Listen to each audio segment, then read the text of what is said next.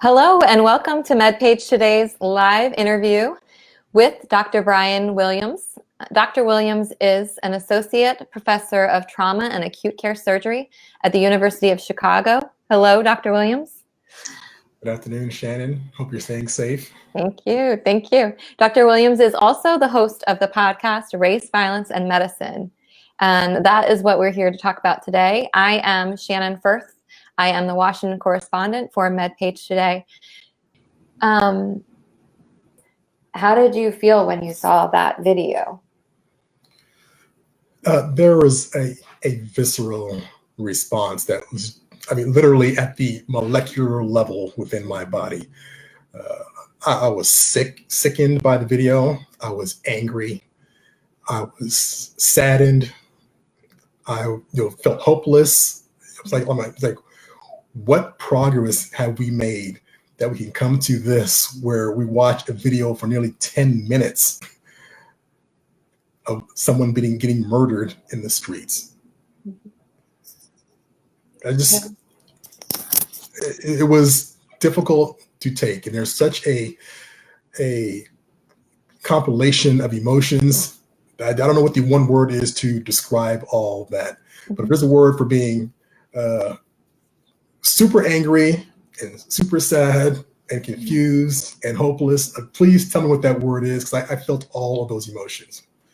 And that was just the first step. Then when the protests started occurring, and I was watching the protests escalate in Minnesota, and then the police precinct set on fire, and the police evacuating. And that's when I got really nervous. I was extremely concerned about what those protests could escalate to, because it was reminiscent to me of what happened in Dallas 4 years prior. And I didn't want to see any more police officers get killed. I didn't want to see anybody get killed. But I had this fear that that's what that was going. That's the direction that was heading. I mean, this isn't the first video that you've seen like that. How do you face that every day when, either you encounter racism yourself, or you see police brutality, or you see something else? How do you deal with that? In the past, I've had an incredible ability to compartmentalize a lot of things. Particularly with being a trauma surgeon and the amount of gun violence and deaths people in my profession see, that starts to weigh on me. You add on the additional day-to-day pressures or issues you deal with for being Black or a person of color, and a professional. That's added weight. Then you see another video of a Black man or woman getting killed. Let's talk about Ahmaud Arbery, Breonna Taylor, George Floyd. And these are, many people see them as individual events. They're disconnected. But I see, and I think many people of color see, that these are all part of a larger narrative. They're not individual stories. They're part of the same story. I think back to Rodney King in 1991, when that video came out, I really thought that was going to be a turning point, because now there's video and people can see what we know is happening in these communities.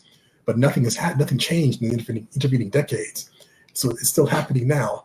So dealing with that added knowledge and pressure continuously, it wears you down. But when it happens, you don't get to say, I'm taking tomorrow off. I'm not going to take tomorrow off from work. I'm not going to come in this week. I'm not going to come in for a few days. You have to go right back to work. And you're working in an area where the majority do not have those experiences. The majority do not have that knowledge. They may be empathetic. They really, no matter what, just do not truly understand the full ramification of what is happening. Yet we have to go to work and put on a smiley face, or go about our day to day, which that's part of the job. I get it. But let's have some understanding, and like this is a big deal, because racism is it crosses so many parts of our society that the day-to-day impacts on people of color cannot be ignored. And I think we're seeing that now, right? We're seeing people wake up. The broad range of voices that are speaking out about this, the ages, the races, the ethnicities, the genders, it's around the world. Like this time it actually feels different, that, okay, y'all have been saying this for a while, but I didn't really get it until now. Now I get it.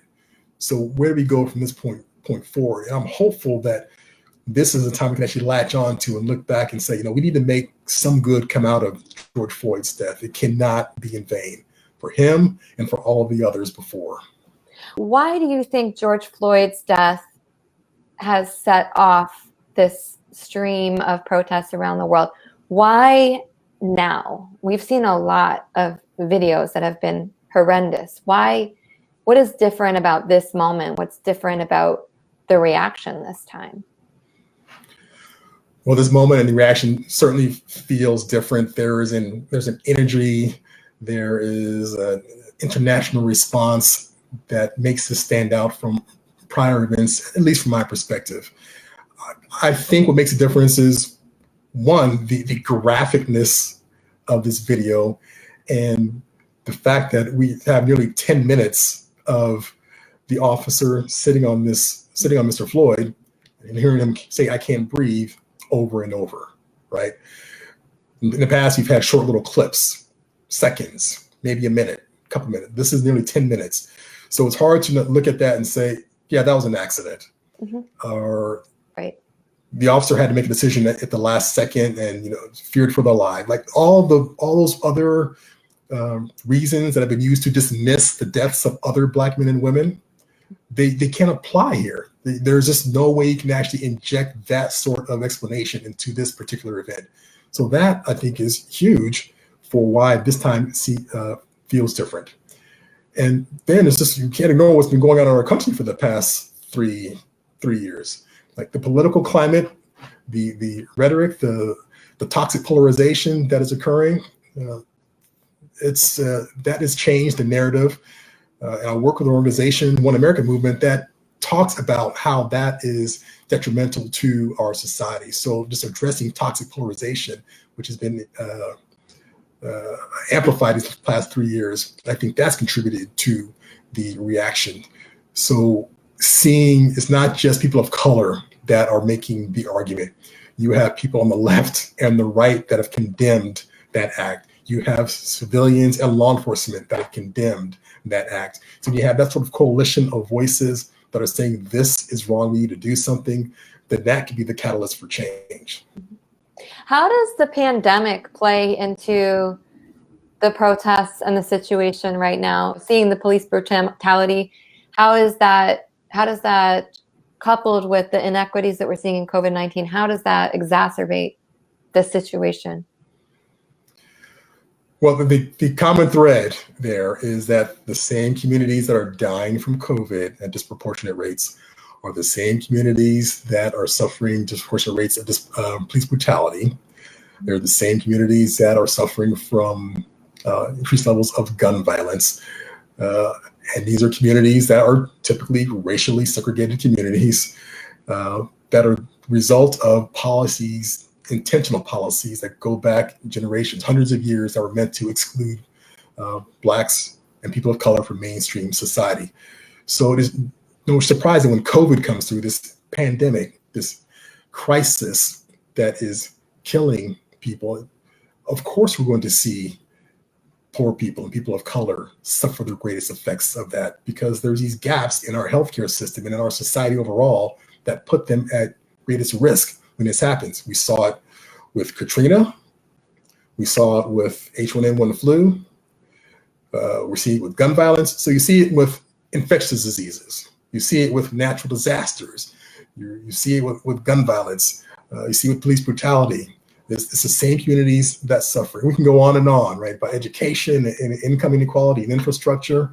So the common thread is we have communities of color that are isolated, that are suffering from a variety of interrelated issues that put them at risk for a number of things that shorten their lives. And COVID is pull the curtain back on all that so you can see it for all of its ugliness. Now, again, we can't let this happen again. Let's use this as a learning opportunity and collectively come together and end all this so that everyone can live safe and healthy and happy within their own communities. What might your colleagues, your white physician colleagues what might they not realize? What is it like for you? I think my colleagues may not realize the intentional things I do outside the hospital when I'm not wearing my white coat, and the things I'm cognizant of when I am in the hospital in my white coat. I recognize that when I'm wearing the white coat, that immediately projects a certain degree. Like if I'm wearing my white coat, to give me some respect because of the white coat, and I'm a doctor. Without the white coat, if you don't know me, you may not know to give me that sort of respect, right? And I don't mean that in a means of there's a superior inferior relationship. It's like, look, this is just respecting another person as a human being. But when I'm outside of the hospital, I'm always carrying my hospital badge on me, just in case something happens. I can say, look, I work at this university. I'm a doctor. Will it make a difference? I don't know. But it makes me feel better. It's like taking vitamins every day.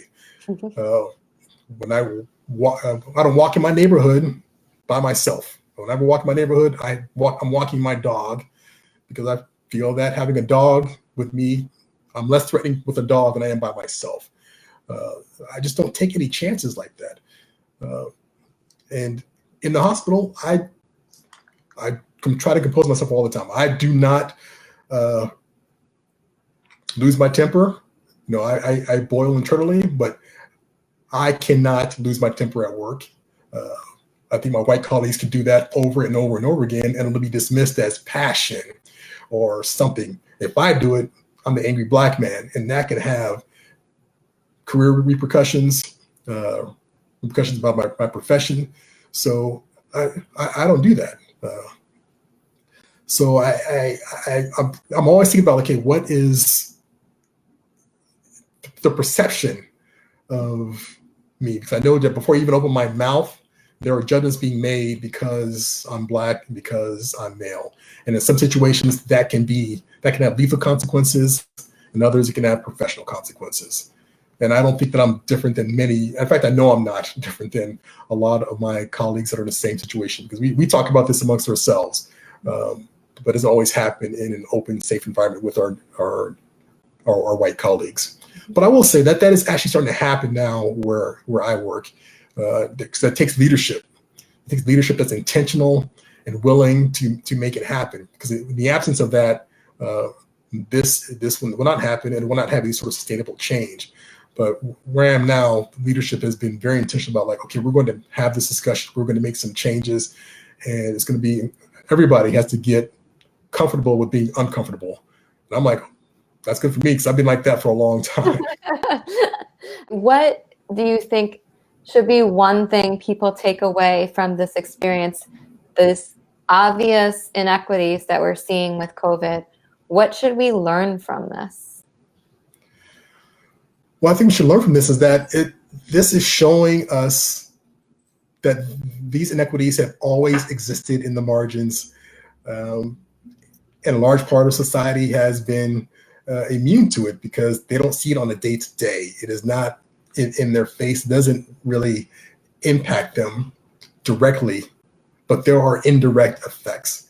And we see that with COVID, because COVID doesn't care where you live, what your gender is, what your race, ethnicity, income status. It can infect you, but we see that those that are suffering from the deaths most are the marginalized populations in our country.